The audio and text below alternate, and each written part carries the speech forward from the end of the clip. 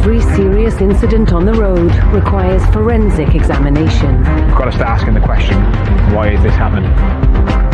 Pedestrians been struck in the coned off area of this dual carriageway. The car has failed to stop. And inside the cordons, dedicated officers take on this challenge. Clearly, I don't think this came out of the factory sounding like that. This person's lost their life for whatever reason. We're trying to establish why. And only now can I realise that that is actually in the middle of my lane. Tracking down the evidence. This is really important, this is key. To get to the truth. Once we've got somebody, that's going to put him in the driver's seat. There's a death on the road, so we've got to be investigated properly and thoroughly. This is a proper head scratcher, this is. All in the day's work for the crash detectives.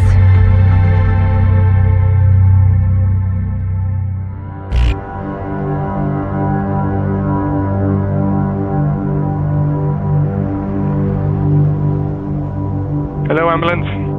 I don't know if you're aware of it, but we've got an RTC. Any casualties at all? One is unconscious, and the other we haven't got an update on at the moment. If we leave everything literally where it is now, alright, when you fit as a scene. Yeah. So driver's critical? Yeah. They say there's critical life care. Passenger there, severe injuries but not as critical. Okay. As medics at the scene of this crash treat two seriously injured men. Is there anything in there that says who he is? Officers are now trying to find out who they are. Nothing in pockets or anything in there, is there? And people living nearby describe being first on scene. Tell me what's happened, bud. I was in bed, my girlfriend woke me up and saw someone's crashed outside.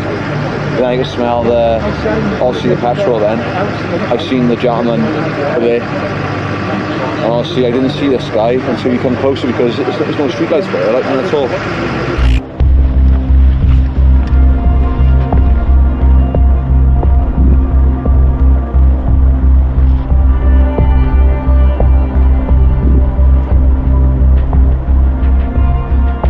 As you can see, it's the motorcycle has actually collided with the pillar and gate and the extended stone wall of that section. Absolutely decimated it.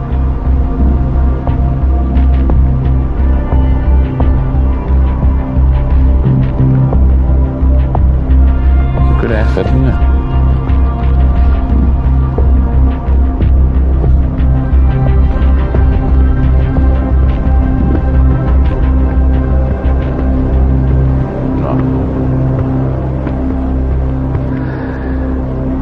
Motorcycles approach a junction coming up to a give-way line.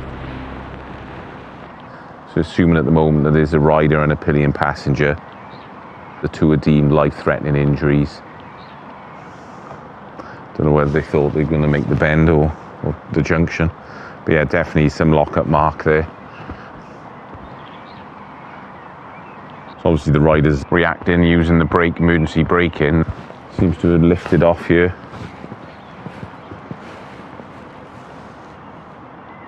That mark goes right through to that grass on the curb. The wheel has picked up the grass and has ground it across this drop curb. And then we've got some grindings going in. While these marks show the path the bike has taken, the damage reveals more. Looking at the bike, you can see the actual forks and the wheel has been pushed back. The fork should be out that way, but they've actually been pushed to that angle. Oh yeah, the alloy's gone there, so that the impact has gone straight down through the bike. If it was a side impact or they went in on the side, they would be skewed out, but everything's just been pushed back right down through the line of the motorcycle. And this is building a picture of exactly how it struck the wall. Oh, he's gone into the post because of the metallic marks. So you've got like the handlebar and you've got the levers, which I would have said caused these marks. if the handlebar has hit that height as the bike is coming in, the rider hasn't slid the bike or the bike has dropped, the bike is still in an upright position.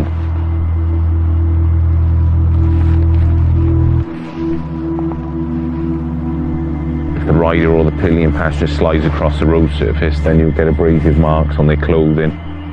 You'll get fibres in the macro structure of the road surface. But I can't see anything, so again it's indicating to me that as the bike has collided with the wall, it's stood up, it is still upright on its two wheels with both rider and pillion passenger still on the bike. What's the width of that wall? You know, that's a good 1.5 foot wide, that wall, stone. It's going to stop something in its tracks, which is done. While there's clear evidence of the rider braking, components of his bike are also telling a story. All the debris from the motorcycle just concentrated, just stayed here. And then you've got damage on the tank. That'll be done by the rider's body. You can see the friction marks here with the rubber and the leather, the black marks. And Richie suspects he was also accelerating into the impact. Rev counter is snapped off. The needle is stuck there. It's in the red on 12,500 revs. As a result of the collision, the rider then actually turns the throttle on. The wheel lifts, so there's no resistance on the wheel, so that's where you get a big high rev. Which explains how the man on the rear of the bike has been so badly injured. The back wheel of the bike will lift, so it's almost projecting the pillion passenger. And evidently there's blood there, so I'm assuming that they're thrown over that way. The man wasn't wearing a helmet, nor any protective clothing. But it's a different story for the rider himself. They've got some element of protective clothing on. You can't see a helmet at the moment, but sometimes if a helmet was worn, normally that goes with the casualty in the ambulance. It can indicate to the consultant maybe that's where the damage, or that's where the injury would be, you know, on the head.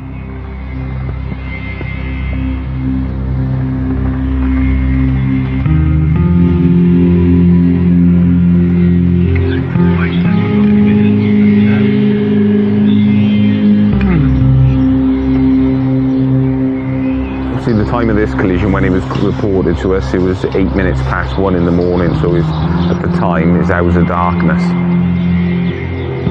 It's now, what, 5:20, and it's starting to get light.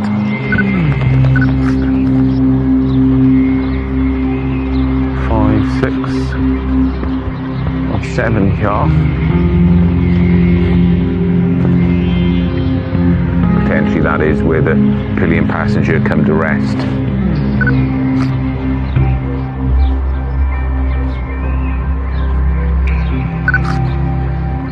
Clothing left here is thought to belong to the man who was riding the bike.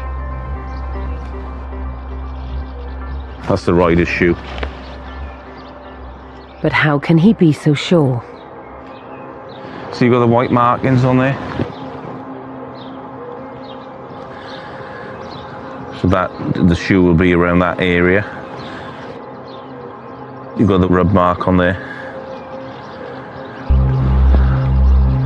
On the shoe you've got those square blocks. If you measure them up, there we are, they fit.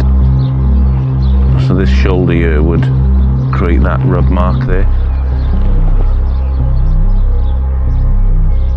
And as daylight brings a clearer view of the scene, Oh dear. Oh dear. it's also revealed some more hidden damage. You see dot 4 on there? Brake fluid, yeah.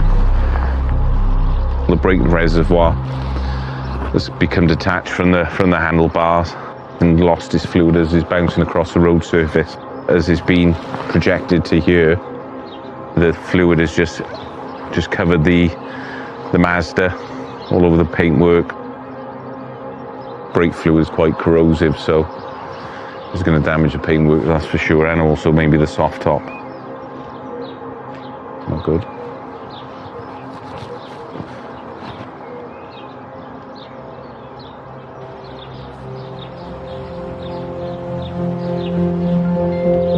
As evidence is captured with a 3D laser scanner,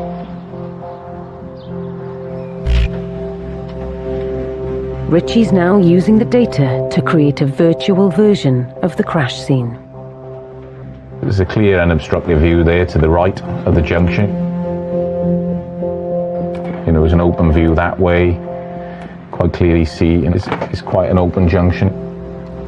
Being a local person as well, they should know the area. So if the rider is familiar with the junction, why has his journey ended in this way? It transpired throughout the inquiry that CCTV became available from a camera facing down towards the road the motorcycle was travelling. As you can see, it's night time. We've got some illumination there from the street lights. You can see the lit road. The point of impact where the motorcycle has lost control and then collided with the wall is at this area here.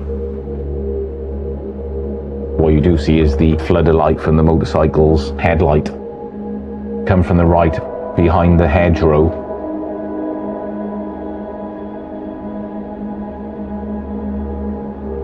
And that's where the motorcycle has collided with the wall.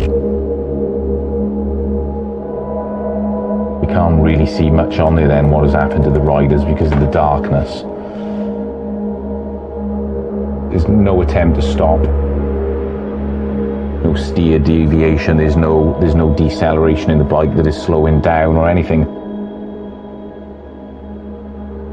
The actual reaction of the brake then coming on and the wheels starting to lock up is very, very late. It's a matter of several meters, and it's all too late then.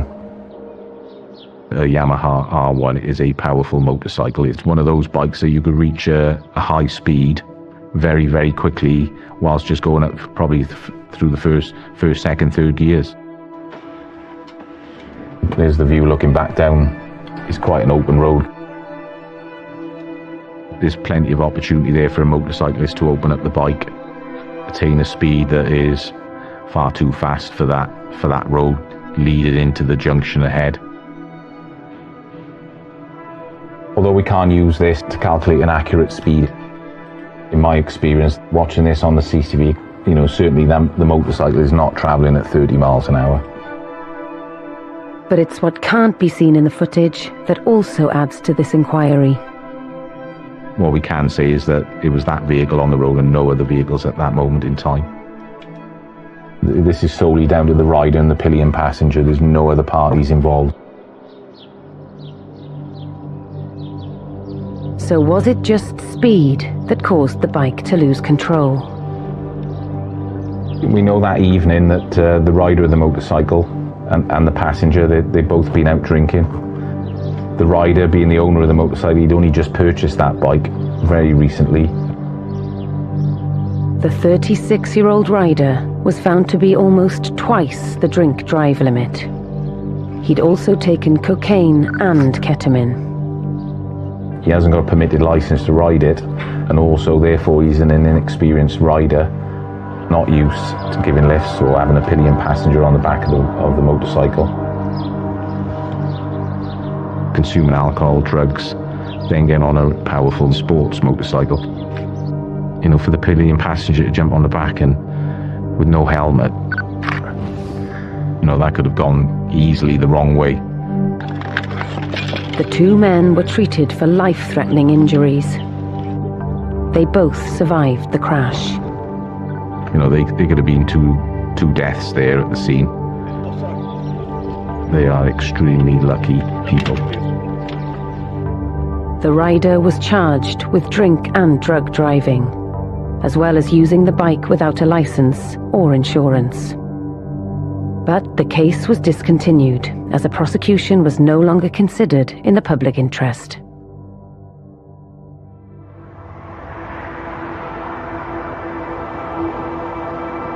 Gwen, please. Thank you. Go on, caller. What's your emergency?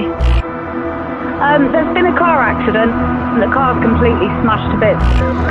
It is crumpled, so the people in it must be hurt. What vehicles are involved? What injuries have we got, please? We got a Citroen C3 has hit a stationary vehicle. There's a female trapped in the Citroen passenger. Condition-wise, they've just said it's time critical at the moment. This crash has happened on a 50-mile-an-hour stretch of road, close to the M48 motorway. And now air ambulance doctors are treating a seriously injured 32-year-old woman.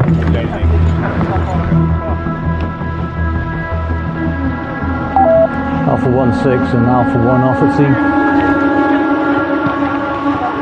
And she's still in there, is she? She's out, but she's... They're deciding whether they're going to take it by road or by air, but I think they're going to go with road. Right. Obviously everything's still going on with the fire service and casualties still at scene, so that's the priority for us, is assessing the scene, seeing what we've got. We've got to start asking the question, why is this happening? The man driving the Citroen has escaped uninjured. He's been arrested and now faces questions. But the injured woman had to be cut free from the wreckage. It's the roof. Fire service have cut it off, but it's interesting to see where the damage is on the roof line. That's the front right above the windscreen. And the crew can explain more. Didn't want into it. That's all right. They took the roof off. It was cut high there.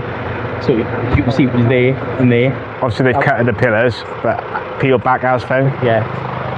All right. The B post was completely severed. Yeah. That was done prior to us getting here for the accident. The B post on the near side. Severed.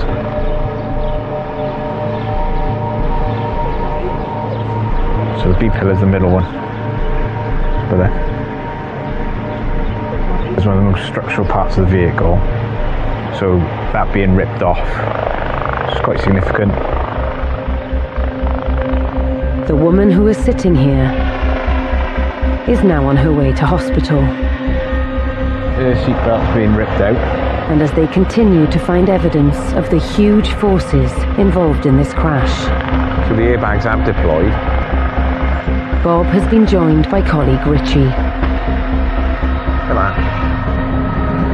You think how strong that is? Oh yeah, it's just been folded.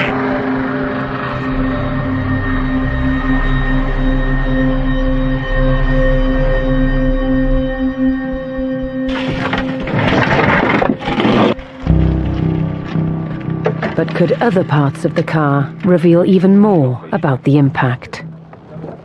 That's the front door, is it? Ah, right. Watch yourself. Alright. That's just ripped the A-pillar there, look. Look at that.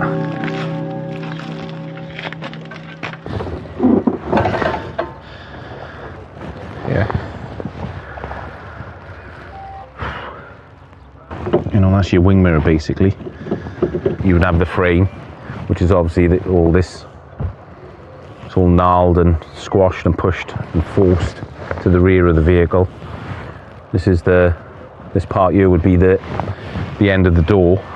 Obviously the frame that contains the glass, the actual glass of the passenger door. And then between the doors, then inside internally in the vehicle, you would have the B pillar.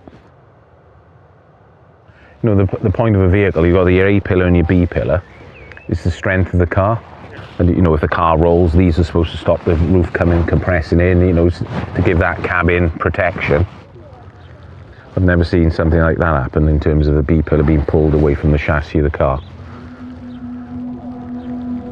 I bet it was a hell of a noise when that happened. Oh.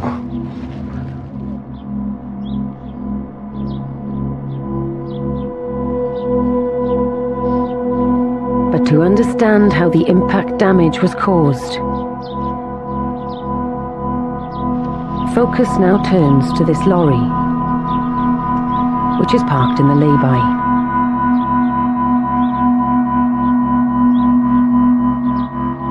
I mean, it's gone a fair way under.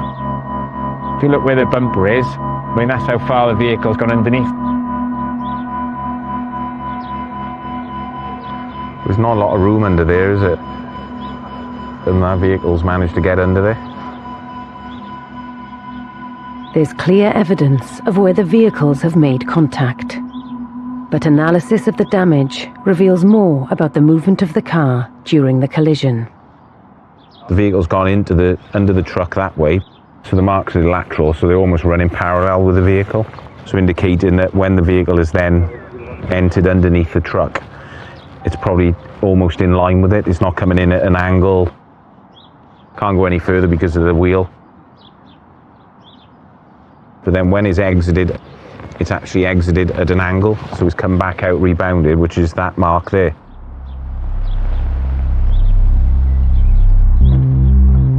Take some bending as well, wouldn't it? See all the markings going down.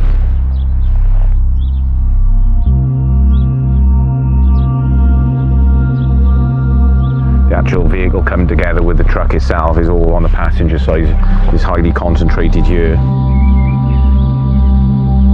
The corner of the truck is actually intruded inside the vehicle. Even though the airbag's gone off. And I think something of that magnitude, an airbag is not really going to help, I don't think. It's quite horrific, actually.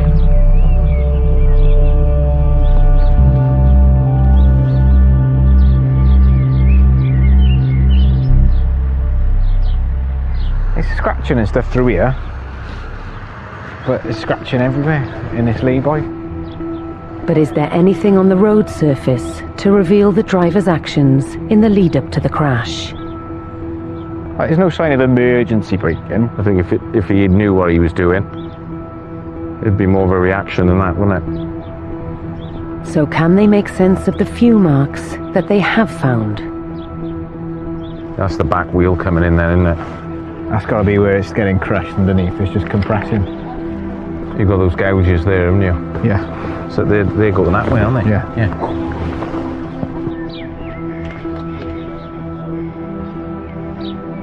As it's coming in and then starts to rotate, that's the rear near side compressing, and then it gets to that point, and then whoosh, whoosh.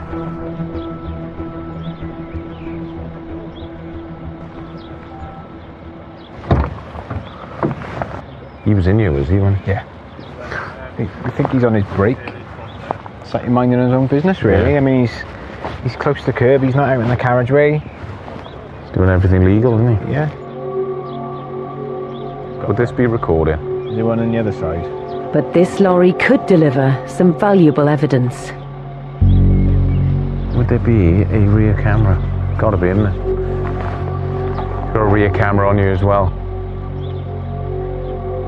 We were looking at this camera thinking, if that's recording, then that would have captured everything. That's our golden ticket, really.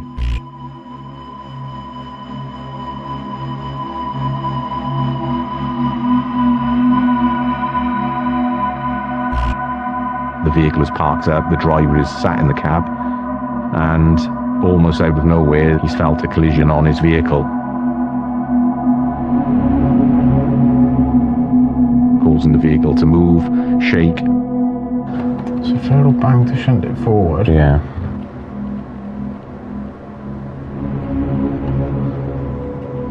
That's looking back down the vehicle on each. Back down it, but it should be the opposite. Inverted, yeah, the other way around. If you look at the rear view,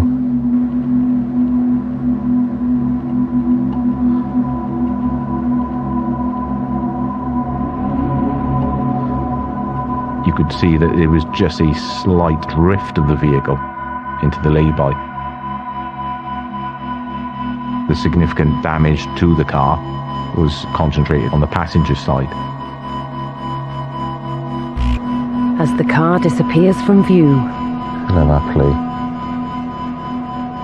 It's picked up by another camera.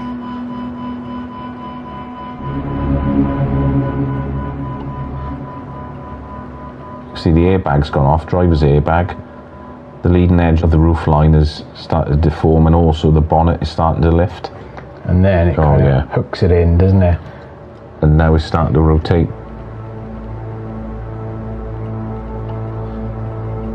The tyre comes off the rim, doesn't it?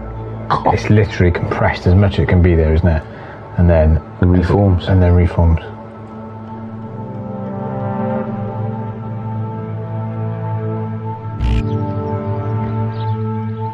And they still need to know more about the actions of the driver.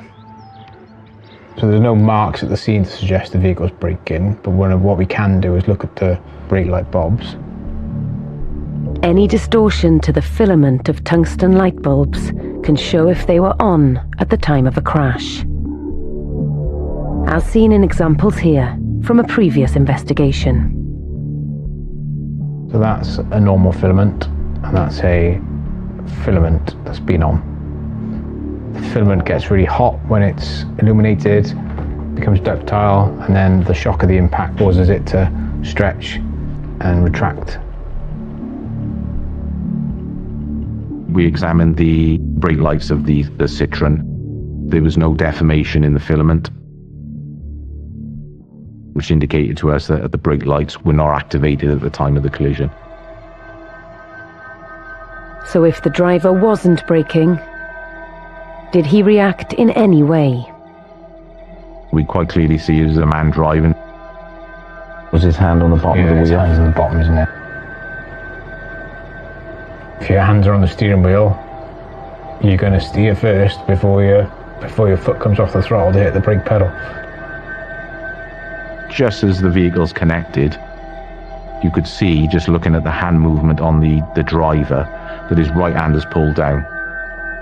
There's a slight deviation back out, but the very, very last kind of couple of milliseconds, really.